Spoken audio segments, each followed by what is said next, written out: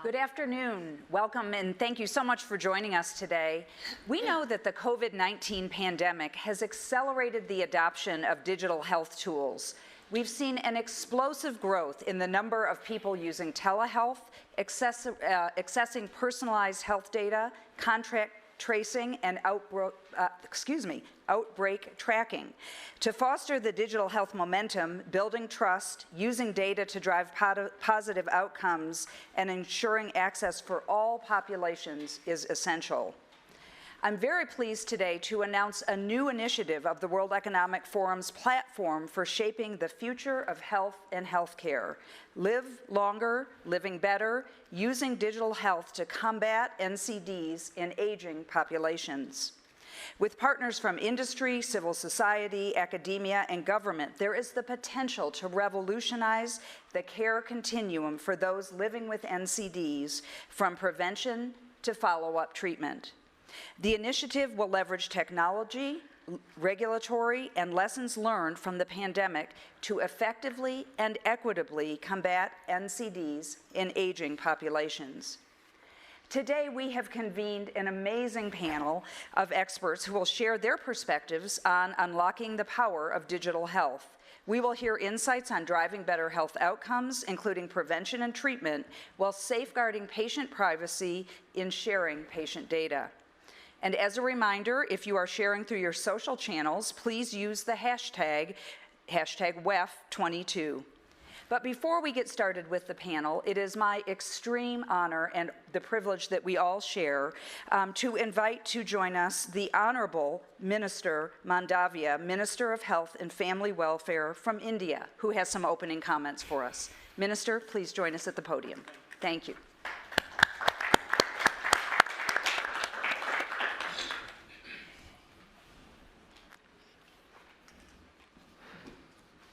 Thank you. Good afternoon, everybody. Digital health is a great equalizer and enabler to support universal health coverage and sustainable development goals, and can help ensure accessibility and affordability of health service delivery. With prime focus on moving from siloed to an ecosystem approach for digital health, India is creating a national framework for digital health in India. Under Ayushman Bharat, means Long Live India Digital Mission, we called ABDM. India has embarked on digital transformation of healthcare in India. The focus is on creation of longitudinal electronic health record for more than 1.3 billion people of India. We have already issued more than 220 million unique health ID along with health facilities and provider registry. India has already utilized digital health interventions for its national programs management. Reproductive and child healthcare IT platform tracks more than 120 million pregnant women for their ANC, PNC checkup, delivery planning, and over 90 million children for immunization. Health Management Information System regularly collects data regarding health programs from more than 200,000 health facilities. Through NCD applications, we have screened more than 80 million citizens for diabetes, hypertension, and cancers, in turn creating a population's profile of India. Telemedicine platforms eSanjeevani has benefited more than 390 million beneficiaries through video consultations during COVID-19 pandemic, making it the biggest such platform in the world. COVID platforms monitors name-based vaccination and has monitored administrations of more than 1.92 billion vaccinations doses, including beneficiary registration, AEFI monitoring, and a QR code-based digital vaccine certificate. India has promoted digital health agenda at global level as chair in Global Digital Health Partnership. It was India which had moved the digital health resolution in WHO to prioritize global framework for digital health. We have offered CoWIN as a digital public good to other countries to aid their vaccination efforts, aligned with India's commitment to the traditional philosophy of Vasudhaiva Kutumbakam, means world is one family. Digital health interventions can help penetrate health service delivery till the last mile, ensuring equitable healthcare service delivery. With technologies like artificial intelligence, cloud computing, 5G, nanotech, we need to create a tech-supported healthcare services delivery which is resilient, reliable, and accessible till the last mile. I look forward for an enriching discussion on digital health. Thank you. Thank you, everybody. Thank you, Minister. Thank you, Minister. Very inspirational look forward, and we look forward to watching all of your progress in India. Thank you. So now let's start with the panel. I would love to ask each member of the panel to introduce themselves and tell us a little bit about why you are excited about this topic today. Minister, may I start with you? Budi Sadikin, Ministry of Health in Indonesia. I'm interested because 17 months in health, nuclear physicist by training, 30 years in banking. So I would like to learn a lot about health. Well, I think you have a lot to teach us as well, so we look forward to hearing from you. Yes. Belen Garijo. I am the chair of the board and the CEO of Merck. I am also a medical doctor by training, specialized in internal medicine and clinical pharmacology. And I'm passionate about this because I am absolutely convinced that the combination of patient care provided by healthcare professionals and the integration of technology and data will definitely result in much better patient outcomes. Thank you. Bernd. I'm Joanna Shields. I'm the CEO of BenevolentAI. We are a clinical stage AI-enabled drug discovery company. I'm excited to be here today, even though I'm a little bit of an outlier on the panel with no background in science.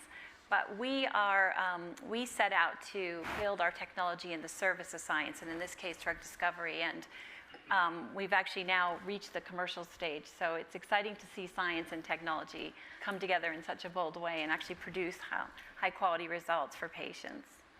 Thank you. Yeah, Bernd Montag, also theoretical physicist, proudly representing 66,000 Siemens Healthineers. For those of you who don't know who Siemens Healthineers is, yeah, so I sometimes say that we are the biggest startup in healthcare. Yeah, so we are the IPO'd former healthcare arm of Siemens, and we soon after combined forces with Varian, a leader in technology-based cancer care. And we have strong positions in medical imaging, in lab diagnostics, and in, let's say, technology-based cancer care, and in interventional techniques, and in digitalization and AI. And to some extent, what we discuss here is right at the core of what we are doing. Yeah? That's why I'm excited to be here. Wonderful. Well, thank you. I know we have much to learn from all of you. And Minister Budi, let's start with you. I know that recently global health has been named a major priority, and that you really led the way with developing and utilizing contact tracing tools during the pandemic. Tell us a little about your vision for continuing the digital health momentum in your country. So I learned the hard way. So not during classroom or somebody teaching me, but I learned from the patients. When I joined, the testing in Indonesia, PCR test is about 10,000 per day. WHO standard one every 1,000 population a week, so it's around 38,000. So it's very difficult to increase that. I realized because Indonesia is federalized, so all the lab is not directly reported to us. So we make a direct connection to the lab, and suddenly the numbers increase to 50,000 per day.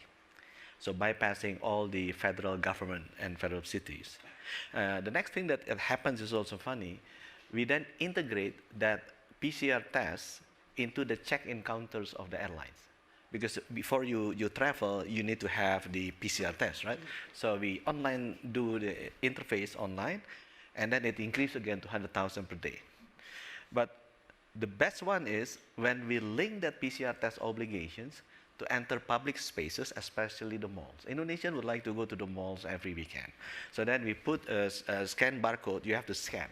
If your last PCR turns to be positive, you have a black, so you cannot enter the mall. So then it increased to 250,000. That is an example how in less than 12 months, with very simple technology, pushed by COVID, and suddenly we have a great testing and tracing tool. I give you an example that working with international companies. We just passed the 411 actually today vaccination to 200 million Indonesians in 17,000 islands in 16 months. So one of the reasons it's so successful is because suddenly I received a call from WhatsApp that would like to work with us. So we do a chatbot that people can register via WhatsApp to choose the vaccination places. And it's so successful, even the whale catcher, the CEO of WhatsApp, I just know this guy, had a video conference with me, and then he got the chance to speak at United Nations General Assembly because he had worked with us on vaccinations for hundreds of millions of Indonesian citizens. I still fail to do it with Google because I would like to geotagging every family house that has been vaccinated, so I can understand which of my people that has not been vaccinated. But unfortunately, I'm not as lucky to work with Google than work with WhatsApp. The last one that I would like to say is on this one, the telemedicine. When the peak of Delta, all the doctors doesn't want to see the patients. And all the doctors before in Indonesia is totally against telemedicine. Because in Indonesia, you give the license to doctors by region. So doctors is totally against telemedicine. But because of the doctor is scared to serve the patients, then we can work with 11 startups to do telemedicine. It started in July. It's okay, not that good, but when the Omicron hits on January, instead of 11, it becomes 17 startups. When you test positive, automatically you receive a WhatsApp, and you can go to the telemedicine, and the telemedicine doctor can give you a receipt, and you get a free molnupiravir or Paxlovid package for free, delivered also by the delivery startup. And the peak that we can do is 40,000 WhatsApp messages per day and 20,000 delivery of packets per day.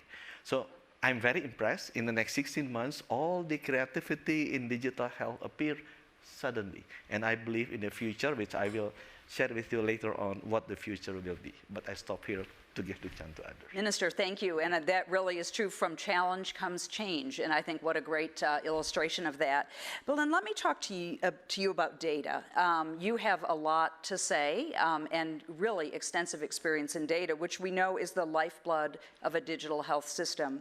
What is Merck's strategy to break down data silos and to ensure data diversity and inclusion? So before I answer the question, let me react perhaps to the telemedicine comment that the minister made, because I was fascinated by the story, first of all. And second, I understand that your physicians actually are kind of eventually reacting to or pushing back to that.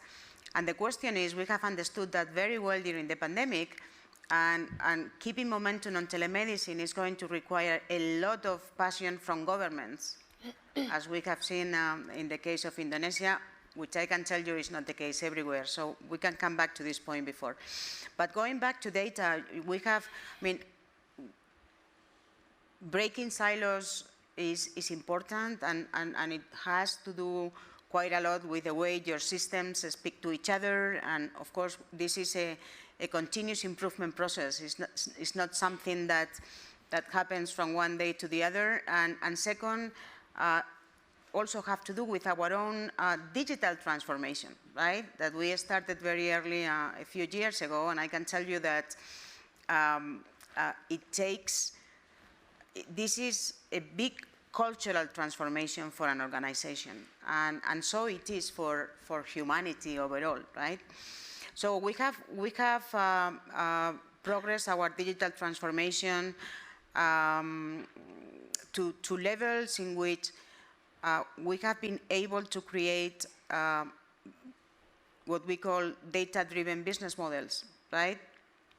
We have pilot, we have tested, we have failed, we have succeeded. Ultimately, what I'm proud of is having built a company within the company which is operating at what I call outside of the systems, right, and very much at arm's length from the corporation, that aims to democratize data and to by compiling data from different very prestigious cancer institutions in order to be able to offer that intelligence to cancer centers to improve patient outcomes. And well, this is one of the examples that we have at Merck, but at this time we are integrating data in our value chains.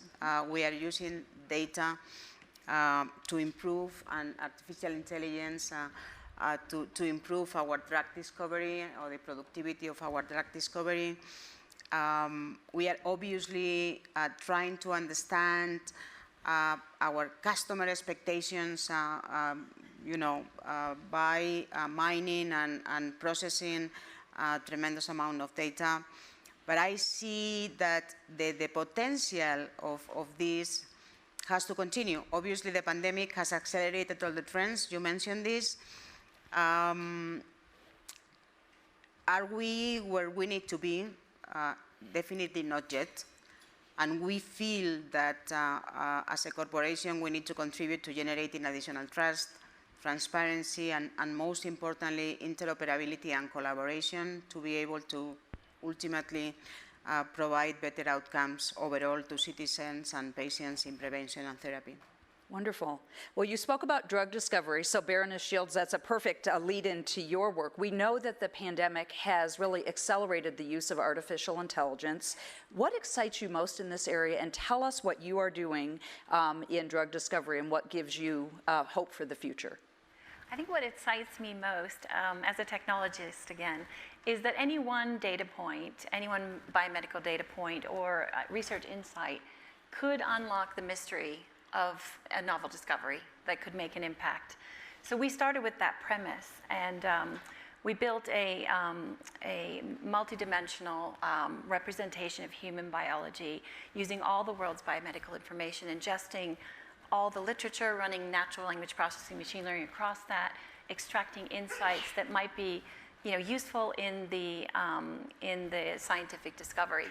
And we built a suite of tools that enable scientists to scan across this omni-comprehensive biomedical graph and run actual in silico experiments in real time. So they're able to test out a hypothesis, and it's that hypothesis-driven approach that mirrors the way they discover drugs anyway. That's been that collaboration between science and tech that makes it very useful. And during the pandemic, we used this to discover new drugs, and we have over 20 in our pipeline already. Early stage, by the way, very early. But we used it during the pandemic in January of 2020 to look for any existing drugs that might be applicable to COVID-19. And on February 4th of 2020, so very, very early in the pandemic, we published a hypothesis that we had discovered that we looked at anti-inflammatories, because of course the cytokine storm. We also looked at clathrin-mediated endocytosis as a process that we would want to inhibit that we were looking for drugs that could potentially inhibit, because that's how obviously the virus is absorbed in the cell. So we just did the weekend research project, and we discovered that a rheumatoid arthritis drug had the potential to inhibit that process. And we took a risk. We published it in The Lancet. They published it. And we published our evidence. And we contacted Eli Lilly, who owns the drug. It's called baricitinib for rheumatoid arthritis. And we got really like silence for about 6 weeks while they did their own in silico experiments, because they didn't know that the drug had this off-target effect. So that tells you the power of the insights that you can gather if you can reason across with AI and machine learning all of the biomedical information that's being generated. And you know, and what we learned is over time, the FDA tested it with remdesivir, and then they tested it on its own.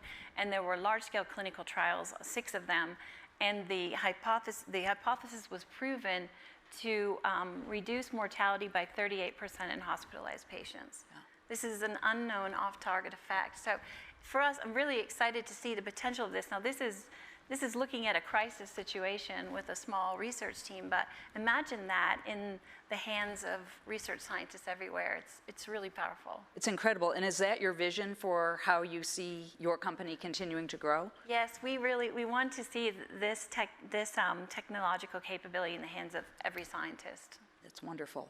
We'll learn a little bit more in just a few moments. But Bernd, let's go to you. We've seen some impressive progress in digital twin, or combining the real and digital worlds. This represents a paradigm shift in how we understand individual diseases and improve the patient experience. What excites you most in this space, and what do you see as the biggest potential to improve health? Yeah, so maybe let me start with the patient twin or digital twin as the vision for our company, so similar to your vision. Yeah? So the idea is basically that we refine the technologies which describe the patient so much, yeah, that we basically have a digital twin of the patient in front of us, and then based on that model, the diagnosis can be made, the therapy can be selected, the therapy can be simulated, can be planned, the response can be controlled. I mean, Belen and I had the discussion about the importance of imaging biomarkers and so on. And this is not a nerdy vision of a theoretical physicist or so, because I'm super convinced that every step we make towards that vision helps us to make healthcare better, more affordable, and also to the 2 ministers here, as they said, I mean, more accessible, better, because on that model, it gets better with every patient experience. Yeah? And I think this is, the model gets better, and what you learn in diagnosis. Every interaction of a patient with a physician generates knowledge, but in 99.9% in the world, it is currently lost. Yeah? So you can augment the knowledge. You can use the best physicians to look at the digital twin, so there is no physical travel necessary, no hunting for the second opinion, yeah, which is a big burden. It makes healthcare more affordable, because basically it allows you to use AI to take away the routine tasks of measuring the size of a tumor or whatever, so that physicians can work on the top of their license. Yeah? And staff shortage is the #1 topic I hear from our customers and partners in the developed world, and it makes healthcare much more accessible, yeah, in the low and middle income countries, because in the end you can take a digital first approach, yeah, for diagnosing and treatment planning and so on. And I think as a last comment, I think what we need to see is medicine, when it is at the beginning only compared to other industries, to get scaled, to really have scale advantages to make it better and more efficient. And here I'm super convinced that digitalization, AI, and digital twinning are key for making this progress. Yeah. So that really, please go ahead. And I think there is a dimension that perhaps has to be also highlighted, which is going to be also more sustainable, right? And when we aim to combine our sustainability objectives with improving healthcare. Digital technologies, no doubt, are taking us several steps further. Definitely. Yeah, I was just going to say that's personalized medicine to a T. Would you agree? Yes, but I think what we need to know, I would call it the engine behind personalized medicine, because in the end, what is important is what is the knowledge behind and what is the delivery mechanism, How do you track what you see in this patient to the knowledge which has been generated by treating or diagnosing a million others, So, and it cannot be, with the explosion, the positive explosion in medical knowledge, it cannot depend on what's in the head of the individual physician, So I would call it the engine behind personalized medicine, Perfect. That is wonderful. And speaking of millions of people who have disease, of course, all of us who think about health and well-being are very focused on the Sustainable Development Goal 3.4, where we seek to reduce premature mortality from non-communicable diseases by 1/3 through prevention, treatment, and promoting mental health and well-being. So Minister Budi, back to you. Talk a little about your vision for your country and how digital health will help you achieve this SDG goal. I just learned about genome sequencing and biotechnology about 6 months ago, because at that time we only do like 140 sequence in 9 months to identify whether we have the variant. I don't even understand what is the variant alpha, beta, delta, and gamma. I need to learn, or you can only do it with genome sequencing. What is genome sequencing? How many we do genome sequencing? For your information, when I joined, in 9 months, we did 140. And then I learned in 3 months that I need to do more. So I work with the Ministry of Education, expand, link the network to 12 labs that do 2,000. And then last July, I got a grant from a global fund, which is my friend, who is also a CEO of Standard Chartered, become health professionals. And now I have 40 Illumina, Oxford Nanopore, BGI machines with 7,000 or 8,000 genome sequence capability. First, I realized that genome sequence can only do surveillance to do 30,000 sequence of the virus. Then I realized, you can do also tuberculosis. We have a lot in Indonesia, 4.4 million. And then I realized they can do also human genome sequence, which is 3 billion. And before, when it started, the price is $1 per base, so 3 billion US. Now I can get it less than 500 US per human genome. And then I realized that, hey, this is the future of medicine. This is the future of medicine. I'm a physicist. In early 1900, the smallest component is called an atom. It's founded.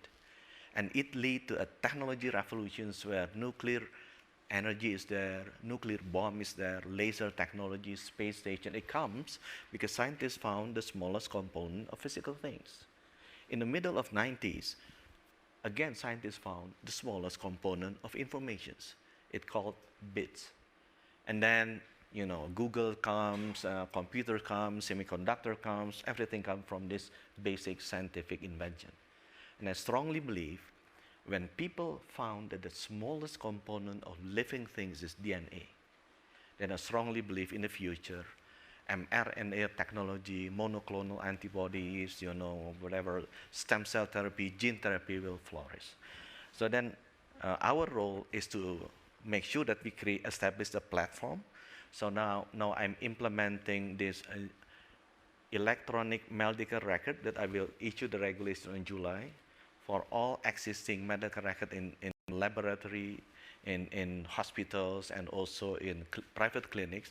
They are given 1 year to adapt to the standard 5-year standard owned by the government. And then this medical record will be linked to the genome sequence data record that we will start, the sequencing on this July also, because the machines are coming on May. And instead of giving it also to the scientists only, I give it to the hospitals. So the translationals between only research to produce journal, instead to produce research to cure cancer, to cure stroke, or diabetes, happens quicker. And we already established a regulatory sandbox, and we tried this a month ago to invite all these startup companies to use our platform so they can do research. Because I have, like example, tuberculosis, thanks to my Indian friend. We did like 1 million X-ray tests, and we use Cure AI, if I'm not mistaken. There is an Indian artificial intelligence company to detect whether you have a tuberculosis or not. I just bought an ultrasound, 10,000, to deploy to our primary care, because now the ultrasound have the capability also to do AI. So I can do AI to 4.8 million babies every year that we deliver. And these all data will be centralized in the government, and we can use this for research and also for startup companies if they want to advance in science. And we'll link this metadata to the genome sequence data, and I believe that will, in the future, it will improve the human being.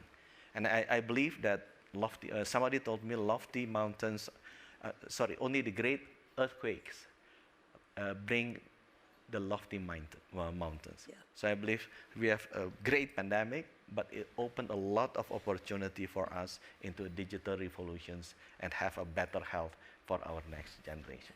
Absolutely. You have done more in 12 to 16 months than many countries have done in much longer, so congratulations. Well, and let me go to you. Merck is well known for its partnerships, and I know that you are a big proponent of partnerships. Can you give us an example of one that excites you, that is really going to help accelerate digital use? I mean, it's impossible to harness the power of data and digital without collaboration and partnership. So the syntropy I mentioned during my first answer has been the fruit of the collaboration with Volunteer, which has offered their data expertise to combine with our healthcare and healthcare professional expertise and capabilities to create a product, right, that, as I mentioned before, we are hoping will significantly help advance new therapies for cancer. But partnering is hard, right? I mean, it requires aligned goals. It requires complementary capabilities, that wasn't obvious to our organization, right? I mean, when we have collaborated with some other companies, of course, organizations have a tendency and a culture to be a bit endogamic and to do their own way. So sponsoring and championing from the top is important, so that we learn how to collaborate, align goals, complementary capabilities. And the critical thing is that we have the same understanding of the mission that we are going to do together, right? That we share the purpose of improving patient outcomes, of advancing human progress, right?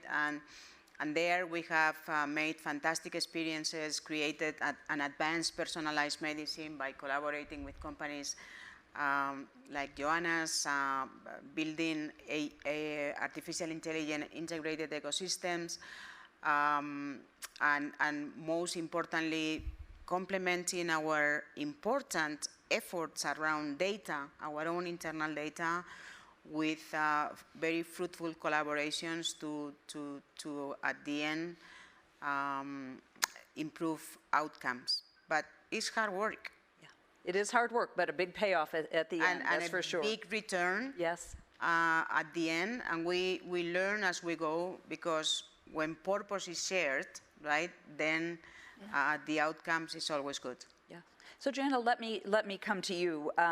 Obviously, we know the quality of data going in to something speaks to the quality of data going out. Absolutely. Tell us about diversity in data and your point of view on that, and what can we do to do a better job of having more diverse data? Well, I think diversity, relating to ethnicity is very important. I'll come to that second. Okay. But the most important thing is, in terms of enabling discoveries, is to normalize across all these disparate types of data sets. So it's a complex science, but if you can mine all the information that's in all the world's scientific literature, and you can generate with machine learning new proprietary insights that are not known, because the human brain cannot possibly fathom all of those connections. And you can store those in a system, a learning system that then can be recalled when combined with an AlphaFold database to design the right molecule, or combined with precision medicine, biomarker information, genomic sequencing. All these data sets are disparate and different, and ways to normalize across them is absolutely essential, so that you can get the diversity of the data that's available out there and empower scientists to make these decisions.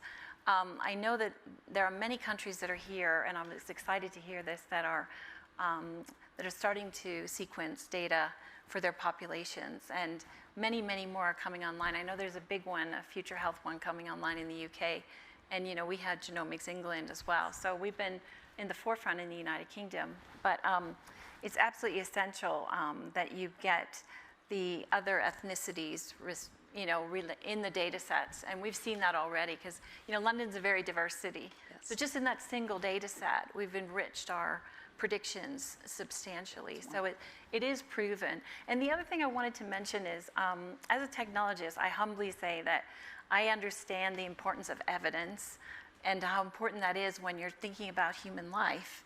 And there's no substitute for the actual wet lab experiments that validate these hypotheses, and we have our own wet labs.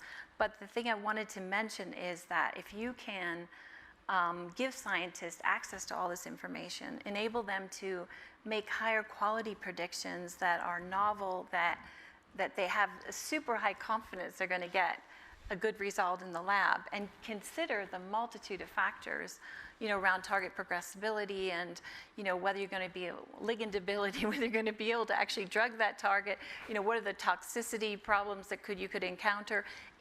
Incorporating all of that information, which is in the world, it's in the open domain, into your analysis at the outset, increases that probability of success that you're going to have a drug down the line that is novel, that does what it says it's going to do. So that's a really exciting thing. Yeah, very exciting. And Bernd, let me come to you, because when we hear this amazing work that both you and Joanna are doing, and I think about the word trust. So at the end of the day, if a patient and their physician will use a digital twin to help make sure they're getting the best diagnosis and treatment, what do we do about trust? I think there are three super important topics on the journey. Yeah. One is that we really look at it from an opportunity mindset. The second is that we are ready to change the system for the technology and not the technology in order to fit the system, and then basically zero tolerance when it comes to breaching trust. When I say opportunity mindset, when you ask a patient, would you like to benefit from the experience we have made with 1 million other patients? Everybody would say yes. Mm-hmm. Would you like to share your data? People say no. Yeah? That's right. But this is what I mean with opportunity mindset. Yeah. If you had the choice, I go to a physician who always forgets what he has done and will never tell what he or she has seen, or would you like to go to a physician who has a lot of experience? Yeah? This is opportunity mindset. Yeah? And I think this is very, very important in the discussion, that we look at this and not only at the risk. Yeah? And I want to say we are responsible not only for what we do, but also for what we not do in using such a technology. I think that is really important in the public debate also. Then it's about changing the system for the new technological opportunities instead of the other way around. I mean, you said legislation in Indonesia, you cannot operate in different states or whatever. We see this in teleradiology and other areas, or people say, well, this technology is stealing my job. Yeah, we have to change the job profile so that people say this is elevating what we can do, and so on, instead of trying to make it fit for a system which has been created where these opportunities haven't been really there. Yeah, I think this is really important. And third, it's really, when it comes to trust, zero tolerance. Yeah, when it comes to data privacy, but also when it comes to mistakes. I mean, we know this from self-driving cars. Any mistake goes through the press, yeah? And any data privacy problem also is public, yeah? So we need to be extremely obsessed, yeah, by having this in the DNA of developing things, yeah? Can I build on that? Of course. I am passionate about dealing with the challenge of trust, you know, and in this context, and I believe this is a big challenge that, if not managed,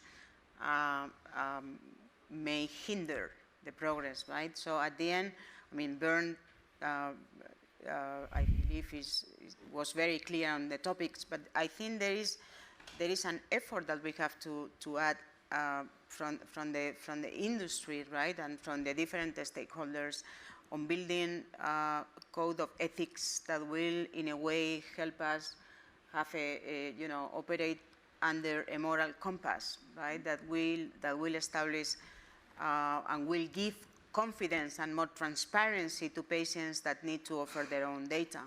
So we have been the first company to publish a code of digital ethics, and we are sharing with other companies, because this is definitely offering to patients or citizens, right, the opportunity to understand the rules of the game, right, and what is it for them. That's very important. Let's turn now to the audience. Do we have any questions for our panelists from the audience? Yes, please, if you could stand and state your name. And my name is Alistair Grenfell. Here's a microphone for you. Sorry. My name is Alistair Grenfell. I work at IQVIA, which was formed with the merger of IMS Health and Quintiles, and I thought the discussion was great. The one comment I would say, having a somewhat panoramic view of the industry, is Belen's point about culture. We shouldn't underestimate that. If we're honest with ourselves, clinical trials haven't changed or evolved in 25 years. And pre-pandemic, we were still doing clinical trials in 2019 like we were really in the late 60s. And I love Joanna's examples of drug development. But if you look at how the industry still creates protocol design, how it site selects, it's still based on historical norms. And it's so hard to industrialize data and analytics when you have people who've been in their roles for such a long time. And I think the answer, because I was told earlier at Davos, you ask questions, not answers. I think the answer perhaps is we have to do even more amplification of what good looks like. I thought your Lilly example was absolutely brilliant, because I think we've got a storm coming from a macroeconomic perspective. I think it's going to hit the intersect of probably the biggest innovation that we've ever seen. I think we have a duty to deliver that innovation to patients. And I think if we can compress those trial timelines, as well as bring medicines to patients more quickly, it's what we're here to do. But it doesn't matter how we get the data, how we analyze the data. If you don't change those industrialized processes and break the blurb, I think we have a huge problem. So it's a statement, not a question. But I think it's great today, but we shouldn't underestimate that culture question. Thank you so much. Really wise comments. Joanna, did you want to respond to that? You were shaking your head and smiling as he was speaking. Yeah, I mean, we're doing our first clinical trial right now. So I'm living and breathing that. It's definitely challenging. That's great. Thank you. I fully agree as well. I mean, we have, not only because of acceleration and also sustainability, but also because of the diversity component that we were speaking about. So fully agree with your comments. Thank you. Any other questions? Yes, in the back. If you could stand, please. We have a microphone for you. And Hi, my name is Sue Valerian. I'm a nurse practitioner, and I was just wondering about repurposing drugs that you were talking about, the hypothesis behind looking at all this data. Do you go out to look for diverse populations? And you were talking about some data is not shared readily by folks. Would you go out to diverse populations, indigenous people, different Latina continents, Africa, to ask clinics for their data so you could put it into, say, your AI, your computers, and find out which drugs could be repurposed for different Joanna, maybe a very quick response because Yes, we're getting tight on absolutely. time. We don't set out normally to repurpose. This was just a one-off given the situation with COVID.